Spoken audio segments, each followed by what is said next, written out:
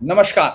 Dhirendra पुंडी news point में आप सभी का एक बार फिर से स्वागत है। हम लोग बंगाल के और खास तौर से अभी साउथ कोलकाता की गलियां गलियां छान रहे हैं ताकि समझ सके कि चाहते क्या हैं लोग। और माइक अड़ाते हैं तो बीजेपी बोल देते हैं, और जब लोगों से माइक हटा के पूछते हैं तो कहते हैं कि साहब बीजेपी को तो जीतना तो है लेकिन फेयर इलेक्शन कराइए। और अभी चूंकि बाहर से सुधाशील आए हैं प्रिय बंधु, और मैं अभी प्रिय बंधु के साथ जुड़ने से पहले एक मजाक में एक शब्द कह रहा था जो मुझे लगता है गंभीरता भी है कि प्रिय जो सुधाशील का जिस तरह से जो लोग बाहर सुन रहे हैं, मतलब आप सोचिए कि मुझसे ज्यादा कोलकाता के बारे में पूछने के लिए पूछते हैं कि सुधाशील जी कब आएंगे। तो ये एक जो बंगाली धीरे धीरे सीख रहे हैं, मुझे लगता है वो सुधाशील को, तो इसका बहुत बहुत आपका स्वागत है सुधाशील। आप दोबारा से इस नेटवर्क पर हैं। नमस्ते sir, thank you very much. दरअसल एक बड़ी इंटरेस्टिंग चीज हम लोगों को लग रही है सुदर्शन कि ये जो आज की डेट में हम लोग बात कर रहे हैं, जहां मुश्किल से 5वां दिन वोटिंग होने जा रही है। अगर आपको ये कहूं मैं कि इस वोटिंग में 4 मई दीदी गई, इस नारे को आप क्या देख रहे हैं? इस नारे को सिंसियर मान रहे हैं या आपको इस नारे में कोई तरतीब या चेंज करने की जरूरत पड़ रही है? जी नहीं, इसमें चेंज सर कुछ नहीं दिख रहा है। यहाँ पर आपने जो नारे बोला वो वही हकीकत है, बंगाल वही बोल रहा है। ओनली थिंग इज दैट, देखिए यहाँ पर इलेक्शन होता नहीं है, इलेक्शन कराया जाता है। उसके मतलब इलेक्शन में थोड़ा हेरा फेरी तो चलता है, और वो टीएमसी के 15 साल में एकदम एक्सट्रीम लेवल में पहुंच गया है। तो अभी तक जैसे इलेक्शन चल रहा है, जो भी वो कोशिश कर रहा है हेरा फेरी करने का, वो नहीं चल रहा है। इलेक्शन कमीशन इस बार बहुत डांट डांट के साथ वहां पर खड़े हैं और लोगों को आश्वास दे रहा है कि भाई आप फेयर इलेक्शन होगा, फेयर काउंटिंग होगा। और जैसे ये सिनेरियो चल रहा है तो लग रहा है कि इसका चांसेस बहुत हाई है। बट फिर भी लोग ये बिलीव नहीं करते हैं। आप अगर मेरे पॉडकास्ट या वीडियो का आप कमेंट देखते हो, वहां पर लोग एक ही चीज बोलेगा कि ये टीम से वालों को हम बिलीव नहीं करते हैं, कुछ ना कुछ तो वो करने वाला है। क्या करेंगे वो करने के बाद ही पता चलेगा। तो वही कुछ भी हो जाता है हादसा, तो वहां पर एक चांस है। अगर चोरी कर सकते हैं, वोट चोरी कर सकते हैं, तभी दीदी का वापसी का चांसेस है। नहीं है तो अगर फेयर वोटिंग होता है, फेयर काउंटिंग होता है, 4 में बंगाल में भाजपा आ रही है। यहाँ पर कमल खिल रहे हैं। इससे अलावा और दूसरा कुछ थॉट नहीं है। वो बिल्कुल सही बात है। और आप चूंकि रिमोट के एरिया में भी घूम रहे हैं, मैं देख रहा था रिमोट एरिया में घूम रहे हैं, तो एक चीज मैं जानना चाह रहा हूं कि जो सीपीएम को इस बार, चूंकि हम लोग अब डाटा पे आपके बाद में आएंगे, जो आपके पास आपने डाटा से समझाया भी है लोगों को, लेकिन मैं एक कुछ चीजें जो बातचीत में उभर रही हैं, सब लोगों से हम लोग बातचीत कर रहे हैं कि सीपीएम इस बार जो है, जो अभी तक पिछले चुनाव में तो हमको उनका झंडा डंडा ढूंढना पड़ता था, है ना, दीवारों पर लिखे हुए नारे भी नहीं दिखते थे। इस बार उनके, जैसे मैं पानीहाटी में भी घूम रहा था, फिर उसके बाद मैं उत्तरपाड़ा में गया मीनाक्षी का, इसके अलावा खरदा में भी दिख रही थी। तो ये जो अचानक, चूंकि चुनाव लड़ना, पैसा लाना, झंडे बैनर पोस्टर लगाना, और कांग्रेस चूंकि एक दो राज्यों में सत्ता में है तो वो ला सकती है, और लेकिन पिनरई विजयन का तो यहाँ बहुत इंटरेस्ट है नहीं, तो वो तो पैसे अब देंगे नहीं। तो ये अचानक का जो आना है कि ये बहुत सारे लोगों का इंटरेस्ट ये है कि हिंदू वोटों के अंदर, चूंकि ये अलग बात है कि टीएम जो सीपीएम को हिंदू वोट फिर भी मिलते हैं, जबकि वो ऐसे कैंडिडेट लाती है, ऐसा लोग आरोप लगाते हैं कि भाई जो बीफ खाने की पार्टियां सार्वजनिक तौर पे करते हैं। तो ये एक एक वो जो है, इस बात में कितना दम है कि इसके पीछे दीदी समझती है कि हिंदू वोट अगर एक तरफ चला जाता है तो फिर बचता नहीं है साईं। सर दो चीज यहाँ पर बोलूंगा। एक तो है ये जो सीपीएम पार्टी के बात कर रहे हैं, ये कौन सा अलायंस में है ये पार्टी? ये इंडी अलायंस का ही पार्ट है ना। इंडी अलायंस में है कौन? ममता बनर्जी है, राहुल गांधी है, और ये मोहम्मद सलीम का पार्टी सीपीएम भी है।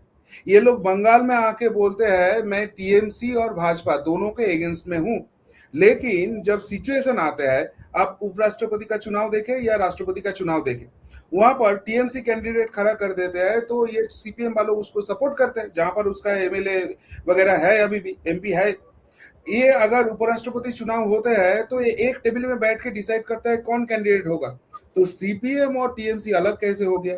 दूसरी चीज, एक चीज आप बताइए, मैं एक हाइपोथेटिकल सिनेरियो ले रहा हूं कि इस बार जो इलेक्शन है, टफ इलेक्शन हुआ और वेस्ट बंगाल में मेजोरिटी मिलने के लिए 148 सीट्स चाहिए।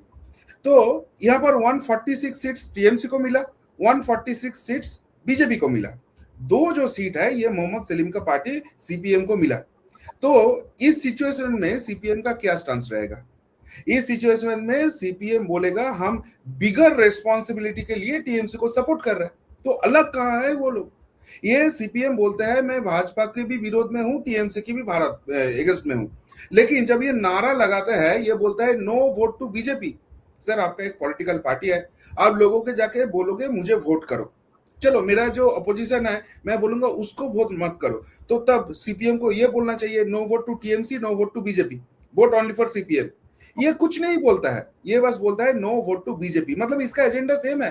कैसे भी ममता बनर्जी को आप वहां पर नवान्न में रख दो, पावर में ममता बनर्जी भी रहे, इसमें सीपीएम का कोई दिक्कत नहीं है। इसलिए लोकसभा चुनाव का आप डेटा लोगे तो 3-4 सीट ऐसे है जहां पर भाजपा जीत सकते थे। सीपीएम ने ऐसे कैंडिडेट फिट कर दिया कि वो वोट कटे और भाजपा हार जाए। यहाँ पर एक बंगाली में कहावत चलता है कि सीपीएम का जो पार्टी है ना, वो अभी शून्य থেকে মহাশূন্যের दिखे जाबे। मतलब अभी तो वो गोल्ला है, जीरो है।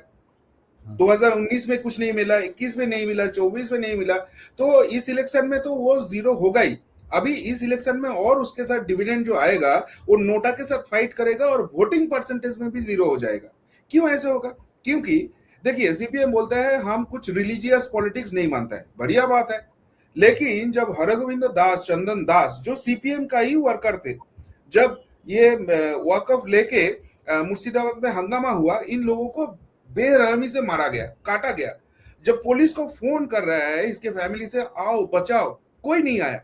बस वो हिंदू है, सीपीएम है क्या है कुछ फर्क नहीं है, हिंदू है इसलिए बाप बेटा का ऐसे खतरनाक मौत हुआ।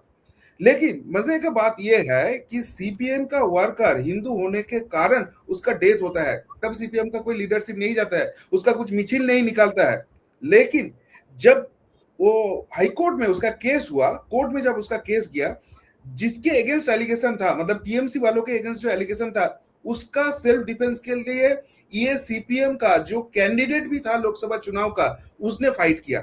मतलब मेरे पार्टी का वर्कर मर्डर हो रहा है इतना खतरनाक तरीके से, जो मर्डरर है वो टीएमसी वालों है, उसको बचाने के लिए फाइट कर रहा है सीपीएम का जो लॉयर है, वो सीपीएम का जो कैंडिडेट था वो।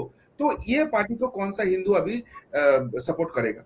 हाँ, सीपीएम अभी जीरो से तो हो सकता है। मुर्शिदाबाद जो सारा भारत के सबसे ज्यादा मुस्लिम पॉपुलेशन जिस डिस्ट्रिक्ट में है, उस मुर्शिदाबाद में 3 सीट है, रानीनगर, डोमकल और जलंगी, जहां पर सीपीएम का अभी भी अच्छे खासा पकड़ है, तो वहां पर उसका रिवाइवल हो सकता है। बाकी पूरा जो स्टेट है, उस स्टेट में उसका हालत एकदम जीरो से वो शून्य से महाशून्य तक है। और भी एक सिचुएशन आपको बोल रहा हूं, आपको पूरा पता चल जाएगा। सीपीएम दावा करता है वो ऑल इंडिया पार्टी है, बहुत बढ़िया है। अभी इस इलेक्शन में लड़ने के लिए 294 सीट्स में लड़ने के लिए उसका क्षमता नहीं है। पहले वो कांग्रेस के पास जाता है कि भाई हमारा अलायंस का क्या है, कांग्रेस उसको लात मार देता है कि भाई जाओ, अलायंस आपसे नहीं है, आप इतना अलायंस क्यों कर रहे हो। फिर वो आ जाता है आईएसएफ के पास, जो आईएसएफ का जो लीडर है नौशाद सिद्दीकी, उसका ब्रदर जो है, वो लोग रिलीजियस पॉलिटिक्स करते हैं। तो मुस्लिम रिलीजियस पॉलिटिक्स है तो accepted by CPM, Hindu religion की बात करो तो दे आर रिजेक्टिंग। उसके बाद वो हुमायूं कबीर के पास चले जाता है, जो बस अपना पार्टी खोला है, वो मीन के पास चले जाता है अलायंस करने के लिए। तो ये जो इस पार्टी का सिचुएशन है, उस पार्टी क्षमता में तो नहीं आ रहा है। और बंगाल का लोग ये समझ गया है कि बात इस बार यस ममता नो ममता वोट है। अगर आप तृणमूल को पसंद करते हो तो ममता के लिए वोट डालो, नहीं करते हो तो उसको हटा सकता है, ओनली बीजेपी, बीजेपी के लिए वोट डालो। बाकी दूसरे किसी को भी आप वोट डालो तो वो टीएमसी की फेवर में जाएगा और टीएमसी का सपोर्ट होगा। तो सीपीएम का चांसेस जीरो है। और आपने सही पकड़ा कि जिस पार्टी का कोई पावर नहीं है, सत्ता में नहीं है, उसका इतना फंडिंग कहां से आ रहा है। तो आप इंडी जोट का जो केमिस्ट्री है वो समझ लीजिए, फंडिंग कहां से आ रहा है सबको मालूम पड़ रहा है। जी, बहुत अच्छे से ये तो बात कही, लेकिन ये जरूर है क्योंकि अगर हम बंगाल का पैटर्न देखते हैं तो मुस्लिम्स को कांग्रेस जो है अपनी तरफ अट्रैक्ट करने की बहुत कोशिश करती रही, और ये पूरी ताकत उसकी आप देखिए, हर गलत सही काला सफेद, सिर्फ वो मुस्लिम अतिवाद और ये सब जो चीजें आप देख रहे हैं, खासतौर से जो घुसपैठियों की समस्या वाला मसला है, अगर लोग ममता को दोष दें, ममता दीदी को कहें कि साहब ये है, तो उससे कहीं ज्यादा कांग्रेस उनसे ज्यादा उतावली हो सकती है उन वोटर्स के लिए, उनके लिए लड़ती है। चाहे वो सुप्रीम कोर्ट में जो वकील दिखते हैं वो बेसिकली तो कांग्रेस के ही हैं, पैसा दे रहे हैं जरूर वो, लेकिन या तो अभिषेक कांग्रेस मनु या तो सीपीएम, उसके अलावा किसी को देखेंगे नहीं आप। जी। तो लेकिन आपको ये लगता है कि ममता बनर्जी कांग्रेस को जो खत्म करने के एक आइडिया पे थी, क्योंकि उनको मालूम है वोट बटेंगे, और इस पूरे बहरामपुर की लड़ाई के बावजूद भी हम देखें हुमायूं कबीर वाला खेल होने के बाद ममता अपने आप को थोड़ा रिलीफ में महसूस कर रही है, लेकिन क्या मुस्लिम वोटों के अंदर आपको लगता है कुछ सीटों पर एआईएमआईएम या कांग्रेस उनका कुछ कर सकती है, कुछ बदलाव आ सकता है जो आपने अभी देखा हो, मतलब नया डेवलपमेंट? पुराने पर तो आपने हम लोगों ने बातचीत की थी। जी देखिए, मीम या जेयूपी का इतना अभी प्रेशर नहीं दिख रहा है, स्पेशली वो जो वीडियो कंट्रोवर्सी हो गया हुमायूं कबीर का। देखिए, मुस्लिम सोसाइटी के अंदर एडुकेशन का जो लेवल है वो बहुत ही लो है, इसलिए उसका ब्रेन वॉश करना, उसको डराना बहुत इजी हो जाता है। और अगर आप आइडेंटिटी क्राइसिस का पॉलिटिक्स खेलो तो वहां पर अच्छे खासा चल जाता है। यहाँ पर ही भाजपा के लिए तो प्रॉब्लम है ना, वो कभी आइडेंटिटी पॉलिटिक्स का कार्ड खेलते ही नहीं है, वो बोलता है सबका विकास करो, तो प्रॉब्लम वहां पर हो जाता है। ये मुस्लिम वोट इतने दिन ममता दीदी को क्यों दिया? क्योंकि उनको समझाया गया कि भाई यहाँ पर भाजपा आ जाता है तो यहाँ पर एनआरसी हो जाएगा, एनआरसी होगा तो आपका बांग्लादेश या पाकिस्तान जाना पड़ेगा, तो इसलिए बीजेपी को वोट मार दो। ये लोग भी समझ गए थे। लेकिन अभी ये लोग क्या देख रहा है कि भाई दीदी ने बोला था यहाँ पर सीए नहीं होने देंगे, सीए हो गया। दीदी ने बोला था सीए होंगे तो सारे जो मुस्लिम है उसको इंडिया छोड़ना पड़ेगा, ऐसे कुछ हुआ नहीं। वगैरह जो बांग्लादेश से हिंदू भाई आए हैं उसको नेशनलिटी मिल रहा है, तो ये तो गड़बड़ बात है। ये लोग बोला था सीए होगा तो फिर एनआरसी चालू होगा, एनआरसी अभी तो बंगाल में चालू हुआ नहीं। फिर दीदी ने बोला था वाकफ नहीं होने देंगे, वाकफ भी हो गया। मतलब दीदी बोला था एसआईआर नहीं होने देंगे, एसआईआर भी हो गया। तो जो जो बोल रहे हैं दीदी यहाँ पर पावर में है, फिर भी वो कुछ भी वो नहीं बोला, तो फिर भी वो अटक नहीं पा रहा है। तो भाजपा जो चाह रहा है सेंट्रल में बैठ के वही कर रहे हैं। तो ये भाजपा का जो काम है ये छोड़ दो, भाजपा आएगा नहीं आएगा ये अलग बात है। सेकेंड थिंग जो मुस्लिम के अंदर आ गया, दे आर नाउ अंडरस्टैंडिंग कि हमको बस वोट बैंक के तरीके से ये यूज किया जा रहा है। हमारा जो ये इतना फंडिंग वगैरह आते हैं वो ग्रास रूट लेवल में नहीं जाता है, कुछ डेवलपमेंट नहीं हुआ है। तो ये टीएमसी एक बार पावर से हट जाते हैं तो उसके बाद इसका एग्जिस्टेंस ही नहीं रहेगा। तो उस टाइम हमारा क्या होगा? हमको एक बिगर अम्ब्रेला चाहिए, जो सही है गलत है अलग है, बट कांग्रेस का नेशनल पॉलिटिक्स में कुछ तो फुटप्रिंट है। तो इसलिए अभी से ये टर्नओवर हो रहा है और ये कांग्रेस की तरफ जा रहा है। इसलिए जो 3 डिस्ट्रिक्ट है नॉर्थ बंगाल के, स्पेशली उत्तर दिनाजपुर, मालदा और मुर्शिदाबाद, वहां पर कांग्रेस का अच्छा खासा रिवाइवल दिख रहा है। और दीदी का वो थोड़ा बहुत जो आप बोल रहे हैं चेहरा में आ गया। देखिए, अल्टीमेटली जो भी होगा, मैं ये मानता हूँ वेस्ट बंगाल में जो इलेक्शन हो रहा है that is BJP versus others. यहाँ पर आप टीएमसी ले लो, कांग्रेस ले लो, सीपीएम ले लो, जेयूपी ले लो, आईएसएफ ले लो, मीम ले लो, अगर ऐसे सिचुएशन आए आफ्टर इलेक्शन कि ममता बनर्जी गवर्नमेंट नहीं फॉर्म कर पा रही है और इन लोगों के पास जितना भी मिला जुला के सीट है वो ऐड कर देते हैं तो गवर्नमेंट फॉर्म हो जाएगा, ये लोग खुले आम सपोर्ट करेगा, वहां पर उसका गवर्नमेंट फॉर्म हो जाएगा। लोग तो यही बिलीव करते हैं। तो इसलिए शायद ये वोट जाएगा हाथ से, बट ओवरऑल जो सीट्स आएगा बाद में अगर काम के टाइम जरूरत होगा तो वो दीदी को मिल जाएगा। इसलिए दीदी का भी उसमें टेंशन नहीं है ज्यादा। ठीक बात है, दीदी को उससे बहुत ज्यादा टेंशन नहीं है, क्योंकि बिहार का उदाहरण हमारे सामने है, 5 जीते थे, 4 चले गए, फिर वापस 5 हो गए, तो ये बड़ा दिलचस्प उनका रहता है। और आज मैंने चूंकि मैं अलग अलग जगह पर जब बात करता हूं तो बहुत सारे ड्राइवर्स भी हैं, बहुत सारे वो लोग भी हैं, तो उनमें से ज्यादातर लोगों ने कहा था कि हाँ वहां तो भाई आ गए हैं, लेकिन हमको देखना पड़ेगा। मतलब उन्होंने कहा कि भाई आ गए हैं, मतलब ओवैसी साहब आ गए हैं, लेकिन हमको देखना पड़ेगा कि दीदी के जाने से कहीं इनको नुकसान ना हो जाए। कुछ वोट जरूर हो सकता है, लेकिन मुझे नहीं लगता भाई वहां 70% अगर मुस्लिम है और 5-4% इधर भी हो गया तो भी वहां बैलेंसिंग नहीं है हिंदुओं के पास। तो कम होगा बट सीट दीदी के लिए रहेगा। जी, अब अगर हम लोग ये 2-3 चीज़ें जो पिछले 2-1 दिनों में हुई हैं, एसआईआर में जो कहा गया, सुप्रीम कोर्ट ने कहा कि भई ये वापस उनको शामिल किया जाना चाहिए चूँकि 142 का इस्तेमाल किया जो उसके पास असाधारण शक्ति होती है सुप्रीम कोर्ट की, कि आप जो है 21 तक कर सकते हैं और 27 तक उनको शामिल कर सकते हैं।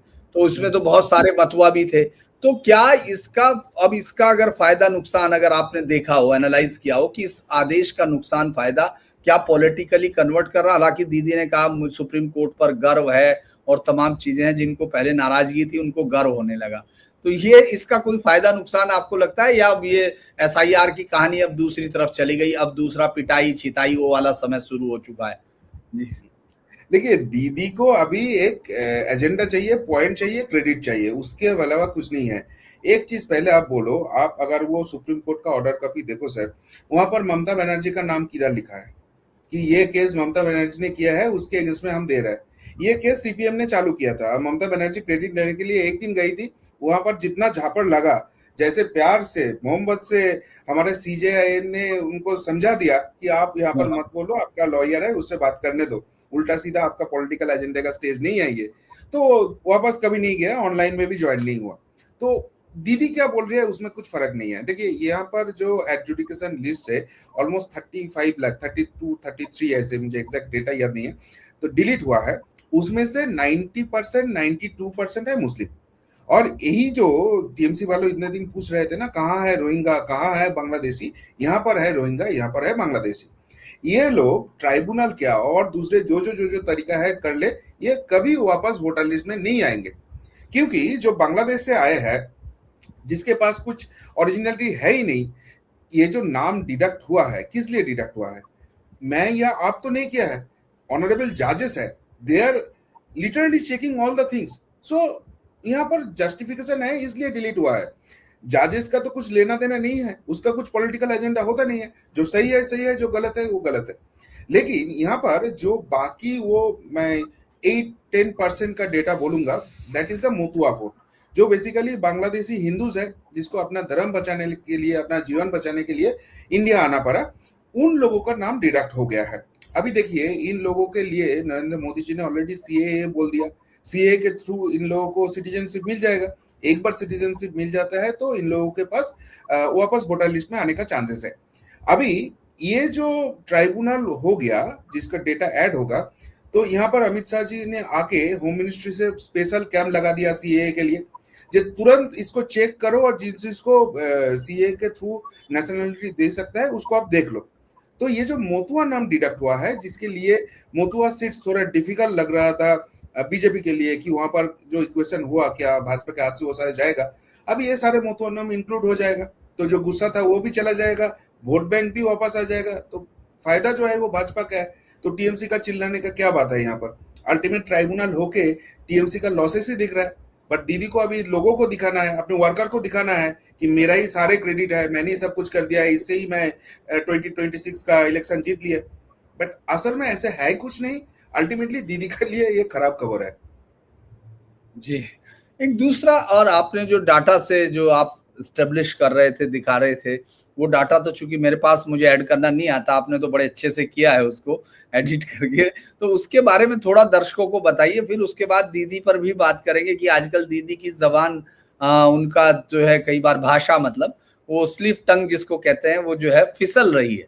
हम लोग हिंदी में कहते हैं, तो मुझे मालूम नहीं कि इस बात से नाराज ना हो जाए कि आपने कौन से शब्द इस्तेमाल किए, आपको बंगाली नहीं आती है, तो मैं इसीलिए पहले ही हाथ जोड़ के कहते हैं ना कि हमारे यहाँ की पहले माफी मांग लीजिए। तो दीदी की जुबान आजकल बहुत फिसल रही, लेकिन उससे पहले जो आपने अभी अपने वीडियो में दिखाया था डाटा, उसको अगर आप वैसे बता पाए दर्शकों की जानकारी के लिए तो बड़ा अच्छा रहेगा। देखिए, 2021 के बाद से वेस्ट बंगाल का पॉलिटिक्स में बहुत सारे सिनेरियो हुआ, बहुत सारे चेंजेस हुआ, इसलिए ये जो परिवर्तन के नारा आ रहा है, लोग बोल रहे हैं परिवर्तन चाहिए, तो इसके बहुत सारे रीजन है। बट मैं अगर ये कंसिडर कर लेता हूँ कि 2021 या 2024 के बाद वेस्ट बंगाल में कोई सी सिनेरियो चेंज नहीं हुआ, एज इज है। अभी यहाँ पर जो पोलिंग होगा 2026 में, वो इधर तो 2021 का पैटर्न में होगा। जो बीजेपी का लास्ट 3 जनरल जो इलेक्शन है, जिसमें सबसे खराब रिजल्ट हुआ था असेंबली वाइज, 77 सीट आए थे, तो उसका एक मैं डेटा इम्पैक्ट एनालिसिस किया। और उसके बाद 2024 जो लेटेस्ट इलेक्शन है उसका डेटा पैटर्न लेके एसआईआर इम्पैक्ट वहां पर एनालिसिस किया। मैंने जो एसआईआर में डेटा डिडक्ट हुआ है वहां पर 30 to 35% कंसिडर किया है कि इतने डेटा अगर डिलीट होता है, जो चोरी छुपे वोट होता था उसका 30% शायद टीएमसी वालों ने काम में लगा था, तो वो 30% डेटा अगर यहाँ से डिडक्ट हो जाता है तो 2021 या 2024 का रिजल्ट कैसे एक्चुअल में दिखता था। विच मीन्स ये जो रिजल्ट है ये वर्स्ट केस सिनेरियो में भाजपा का रिजल्ट हो सकता है। इसके साथ अगर आप आरजी कार का इंसिडेंट ऐड कर लो, यहाँ पर जो एसएससी स्कैम हुआ 26,000 चाकरी गया उसका पॉइंट ऐड कर लेते हो, यहाँ पर जो माताओं बहनों के ऊपर अत्याचार होता है उसका इंसिडेंट ऐड कर लेते हो, यहाँ पर जो कोई इंडस्ट्री नहीं है इसलिए जो गुस्सा है वो सारे पॉइंट ऐड कर लेते हो, तो यहाँ से टीएमसी के लिए और भी खराब रिजल्ट है और भाजपा के लिए और भी पॉजिटिव रिजल्ट हो सकता है। बट मैं वो सारे फैक्टर ले ही नहीं रहा हूं, मैं बस ये कंसीडर कर रहा हूं जो वर्स्ट केस सिनेरियो में भाजपा का कितना आ सकता है और उसके बाद लेटेस्ट जो इलेक्शन हुआ उसमें भाजपा का क्या आ सकता है। Only thing I am deducting the SIR data जो इलेक्शन कमीशन ने दिया है उसका 30 to 35% कंसीडर करके। तो उसमें मजे का जो स्टैटिस्टिक्स आया है मेरे पास उसमें दिखा रहा है टोटल वेस्ट बंगाल में 294 सीट्स है, जहां पर टीएमसी वालों को एक्चुअल में 2021 का जो इलेक्शन था उसमें मिला था 215 या 17 सीट्स, लेकिन ये एसआईआर का जो डिलीशन हुआ है उसको अगर कंसीडर करता हूं तो 2021 के हिसाब से टीएमसी वालों के पास 157 सीट्स होता था और भाजपा को 118 सीट्स मिल सकते थे। ये जो लेटेस्ट इलेक्शन हुआ 2024 का सीट, लोकसभा का सीट 18 से घट के 12 हो गया। उस इलेक्शन में भी अगर ये एसआईआर इम्पैक्ट हम एनालिसिस करते हैं तो ये देख रहा है कि 2021 में टीएमसी को जहां पर 157 मिल सकते थे वहां से 113 में उसने आ गया और भाजपा ने जहां पर 2021 में 118 मिल सकते थे वही बार के ग्रेन होके 141 में आ रहा है। और इसमें मजे के और एक बात है, यहाँ पर 23 सीट्स ऐसे दिख रहा है जहां पर क्लोज फाइट है और कांग्रेस को 14, लेफ्ट अदर्स को मिला के 3 सीट ऐसे दिख रहा है। तो ये अगर हम कंसिडर करते हैं तो जो रेंज आ रहा है ये दो डेटा हम एनालिसिस करते हैं तो 2021 के हिसाब से टीएमसी वालों का सीट 157 to 174 हो सकते थे और भाजपा का सीट 113 to 136 सीट्स हो सकते थे। अभी 2024 में जो डेटा चेंज हो गया उसके हिसाब से आ रहा है भाजपा का सीट 141 से 158 तक पहुंच सकता है। तो उसका अगर हम मिड पॉइंट लेता है विच इज कमिंग अराउंड 150, मतलब अभी 2024 का जो पोलिंग हुआ है वही पोलिंग अगर भाजपा पकड़ के रखता है, उसका कुछ गेन अगर नहीं भी होता है तब भी भाजपा का 150 सीट्स दिख रहा है, व्हेयरएज टीएमसी का 127 दिख रहा है। अर्थात जो सिनेरियो हमने यहाँ पर ले लिया जो वर्स्ट केस सिनेरियो हो सकता है उसमें ही 23 से 25 सीटों का यहाँ पर भाजपा का गेन दिख रहा है और वो मेजोरिटी मार्क के ऊपर है। तो उसके साथ बाकी जो फैक्टर मैंने बोला वो अगर आप ऐड कर लो तो और भी पॉजिटिव मूवमेंट होना चाहिए, जो एक्चुअल में जो लोग भी यहाँ पर एक्सपेक्ट कर रहे हैं 165 to 170 भाजपा पहुंच सकता है या वो भी थोड़ा क्रॉस करके थोड़ा ज्यादा हो सकता है। ये सिनेरियो में अभी आ गया। आपने जो है जिस तरह का सिनेरियो दिया है उससे मुझे लगता है कि आरजी कर में भर्ती के लिए कई सारी एप्लीकेशन आ रही होंगी टीएमसी के बहुत सारे नेताओं की और बहुत सारों की, क्योंकि बाद में उनको बेड मिलेगा नहीं, तो इसीलिए पहले से ही हल्ला होगा। भाजपा आने के बाद ऐसे ही बेड नहीं मिलेगा। दीदी ने वही मैं कह रहा हूँ बना दिया ना, तो उसको जो उसका जिला है उस जिला का अस्पताल में भर्ती होना पड़ेगा। जो ब्लू व्हाइट कलर का बिल्डिंग किया है जाओ वहां पर देखो ट्रीटमेंट कैसे है। वो बड़ा इंटरेस्टिंग है। जो भाषा उनकी बदल रही है, वो कह रही थी परसों तरसों रैली में भी कहा कि साहब उसको बीजेपी के फूल को वोट करो, उन्होंने कहा मंच पे, आखिर में कहा सॉरी।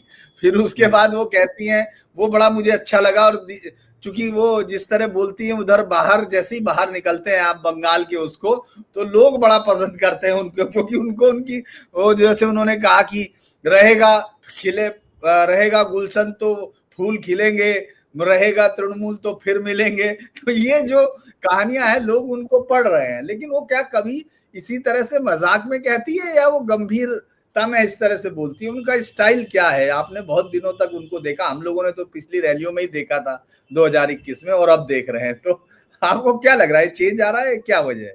स्ट्रेस दिख नहीं रहा है। देखिए, ये दीदी का एक स्टाइल है। पूरे मुद्दे अच्छा। जो है, सीरियस इश्यूज जो है, उसको आप घुमा लीजिए। आपको याद होगा जब चंद्रयान अभियान हुआ था, पूरा देश हमारा साइंटिस्ट को श्रेय दे रहा था, इसरो के लिए इतने बातें कर रहे थे, हमारा आदरणीय प्रधानमंत्री के लिए इतने सारे बात कर रहे थे। लेकिन बंगाल में तब दीदी के बात चल रहे थे। क्यों?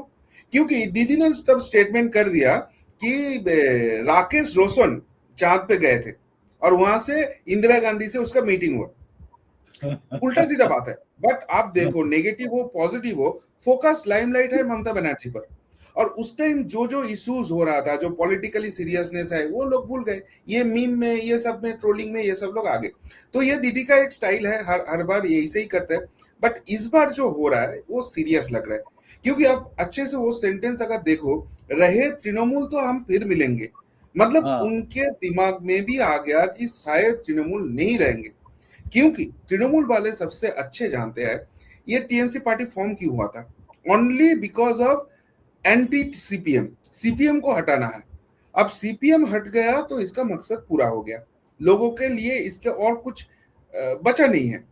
अभी क्या हो गया, ये जो टीएमसी वालों है वो पावर में है। यहाँ पर आप दिल खुल के लूट कर सकते हो। आप जितना हो सके अपना प्रॉपर्टी बना सकते हो। तो यही ये तो पॉसिबल है जब तक आप पावर में हो। जिस दिन आप सत्ता से हट जाओगे ये चांसेस बंद हो जाएगा। तो ये टीएमसी पार्टी नहीं एग्जिस्ट करेगा। यहाँ पर बंगाल में एक पार्टी हुआ करता था, बांग्ला कांग्रेस, वो अभी गया, कहीं नामो निशान नहीं है। तो सेम चीज ये टीएमसी के साथ भी होने वाला है। ये दीदी भी अच्छी तरीके से जानते हैं। और दीदी का हारने का डर नहीं है। दीदी का डर है हारने के बाद जो सिचुएशन उनको और उनके पार्टी वालों को फेस करना पड़ेगा। इतना जो टॉर्चर किया है ना, लोग एकदम खड़ा है। उस लोगों को मालूम है अगर टीएमसी वापस आता है जो टॉर्चर हुआ है वो 10 गुना ज्यादा होगा। शायद हम जान से भी चले जा सकते हैं। जो जो हम उसके अगेंस्ट में बोलते हैं हम शायद जिंदा भी नहीं रहेंगे, ये हमको मालूम है। लेकिन ये जो बात है, अगर जीत जाते हैं तो इसका जो बदला होगा वो इंच इंच में होगा। ये लोग तैयार करके रख दिया है। दीदी को वो अच्छे से मालूम है और इसलिए वो जुबान फिसल रही है। इसलिए लाइन का मतलब वो छोड़ दीजिए, अभी आज या कल का ही वीडियो में देख रहा था, जो पोएट्री होता है ना, आप भाषण देने के टाइम कुछ कुछ पोएट्री करते हैं लोगों को जुड़ने के लिए, लाइन वो दिमाग से चले जा रहा है। नेक्स्ट लाइन क्या है, नेक्स्ट लाइन क्या है, मतलब रिकॉल करने का कोशिश कर रही है लेकिन रिकॉल कर नहीं पा रही। तो she is in tremendous pressure.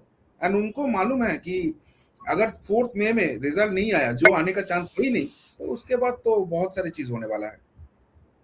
बहुत सारी चीज होने वाला है। लेकिन लास्ट में हम लोग, चूंकि बहुत आपका मैंने कीमती समय लिया इस वक्त, आप डाटा के एनालिसिस में, वैसे तो दोस्ती में आपके साथ पूरे दिन घूमा जा सकता है, लेकिन आपकी उस मेहनत से हमको भी फायदा मिल रहा है, इसलिए हम लोग ज्यादा वो नहीं लेंगे।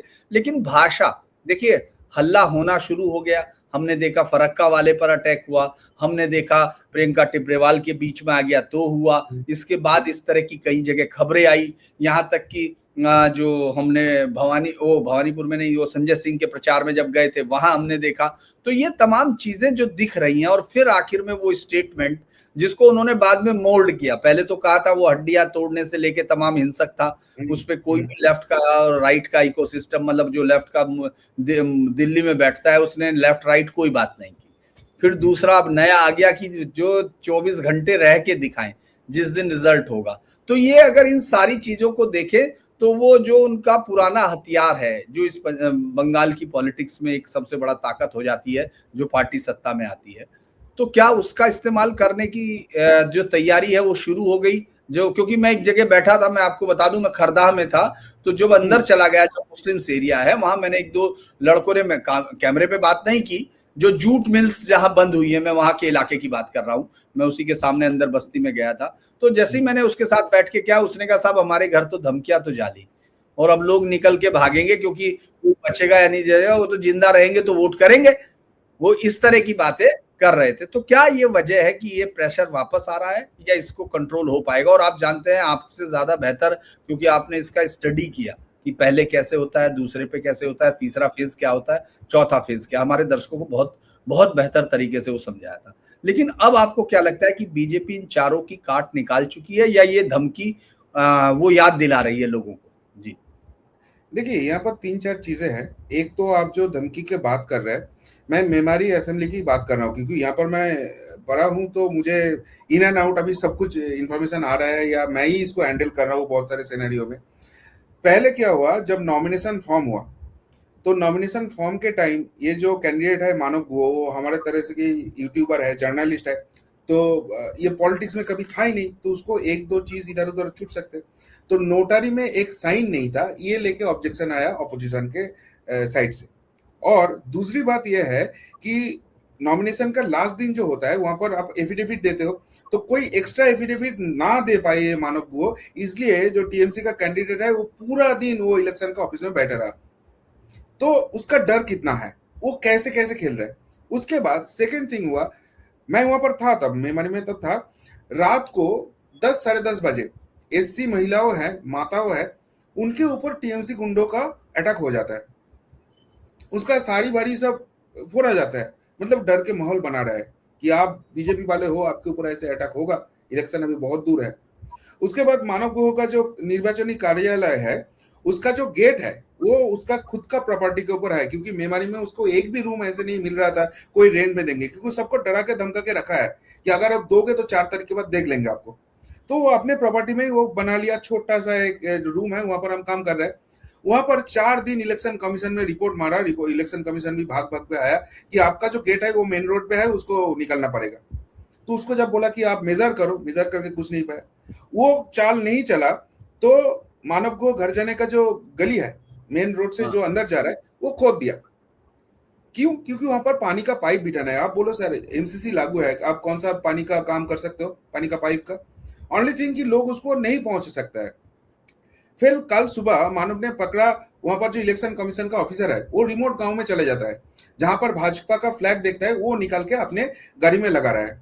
तो बीजेपी वर्कर ने उसको पकड़ लिया, मानव वहां पर पहुंचा, पहुंचने के बाद जब बहस होता है वो लोग वापस वो फ्लैग लगा देता है। तो एक चीज बताओ, अगर अगर आप प्रॉपर इलेक्शन कमीशन से हो, आप सही तरीके से काम कर रहे हो, तो कैंडिडेट बोलने के बाद वापस कैसे लगा रहे हो? मतलब आप सही तरीके से काम नहीं कर रहे हो। उसके बाद रात को उसका स्ट्रीट कॉर्नर होता है, वो स्ट्रीट कॉर्नर कवर करने के लिए ईसीआई से रिप्रेजेंटेटिव आएगा, सही बात है। अब वो 9 बजे खत्म हो गया, प्रचार खत्म हो गया, मानव गया मार्केट में, क्योंकि उसको बहुत सारे लोग हैं, चाय वाय पी रहे थे, बात कर रहे थे, वहां पर जाके छुप के वीडियो कर रहा है।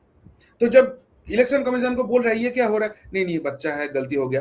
फिर जब हमने उसको चेक किया, उसका जो आई कार्ड है वही प्रॉपर नहीं है, उसका नाम तक लिस्ट पे नहीं है, उसका जो डेली वर्क ऑर्डर होता है उसमें उसका नाम ही नहीं है, कोई मुस्लिम नाम है, मोहम्मद सजेउल ऐसे कुछ नाम है। तो उसका बॉस क्या है, वासिम, अब नाम समझ लो। तो इसको सारे इस्तेमाल करे जा रहे हैं, और ऐसे कैंडिडेट को या पूरा माहौल को खराब करने का, उसको डरा के धमका के करने का कोशिश कर रहे हैं। या तो गांव में आप चले जाओ, तो गीता हाथ में लेके बोला ओत लो कि आप टीएमसी को वोट डालोगे, ये सिनेरियो चल रहा है। लेकिन बच्चों लोग के भी सर पे भी हाथ रखवा रहे हैं, बच्चों के सर पे भी हाँ हाँ, किसी ने कहा बच्चों ऐसे ऐसे हो रहा है। लेकिन लोग क्या, लोग अभी समझ गए हैं कि देखो अभी इन लोगों के अगेंस्ट में कुछ बोलोगे तो मार पड़ेगा, इसको जाओ वोटिंग अगर कर पाओ तो साइलेंटली वोटिंग करो और इसको हटाओ, तो जड़ से ये खत्म हो जाएगा। तो ये जो डर के माहौल है, इसमें काम कुछ नहीं आएगा। अगर वोटिंग फेयर कर सकते हैं इलेक्शन कमीशन, काउंटिंग फेयर कर सकता है, जो लोग टीएमसी का झंडा लेके जा रहा है वही लोग भाजपा को इस बार वोट देने वाले हैं, क्योंकि वो लोग भी फ्रस्ट्रेटेड हो गया है, ये गुंडागर्दी वो भी मान नहीं सकते हैं। जी, बहुत बहुत धन्यवाद। आप जुड़े इतने समय के उसमें, इतने समय के कंस्ट्रेंट में, लेकिन हम लोग दर्शकों को मैं बहुत ज्यादा वो नहीं करता हूँ, वो जब रोज कहते हैं तब मैं कहता हूँ कि चलिए आज मैं ढूंढता हूँ जरूर। और मैं दोस्तों आपको बता दूं, आप प्रिय बंधु चूंकि हिंदी में उसको लिखते हैं इसीलिए आपको शायद है, लेकिन कई लोग पूछ रहे थे तो मैं हमको उनका स्पेलिंग भी इसमें लिखा हुआ है, और मैं बाद में पिन कमेंट्स में उनके 1-2 वीडियो उसमें लगा के रखूंगा ताकि लोग जाके देखें और बिल्कुल रियल डाटा कैसे होता है उसको एनालाइज करें। बाकी तो हम लोग 4 कुक साथ में घूमेंगे ही, चाहे वो कुछ भी हो, अगर उनके लगेगा तो एक आध डंडा हमको भी लग सकता है। तो चलिए, आज के लिए इतना ही। बहुत बहुत धन्यवाद प्रिय बंधु नहीं नहीं, मीडिया इस बार हमारे साथ। माहौल जैसे है सर, डंडा नहीं, हम 4 4 मई को एक साथ ठंडा पियेंगे, ये तो प्लान अच्छा, हो गया। चलिए। तो यही होगा थैंक यू शायद। So much sir. चलिए, बहुत बहुत धन्यवाद, आप जुड़े उसके लिए बहुत बहुत धन्यवाद। दर्शकों लाइक कीजिए, सब्सक्राइब कीजिए, शेयर कीजिए, और प्रियो बंधु मीडिया को इस वक्त, चूंकि इस वक्त बहुत जरूरत है कि जितने ज्यादा आप अवेयरनेस फैलाएं, तो उन सबको शेयर कीजिए जितने आपके बंगाल के लोग हैं। ये मेरी तरफ से आपको अनुरोध है, क्योंकि आप सब बंगाल को बहुत लाइक करते हो और आपके सबके दोस्त हैं। तो ऐसे समय में एक राइट वैल्यू और सही आवाज जाए, ये भी देखने की जरूरत है। तो आज के लिए इतना ही, धन्यवाद।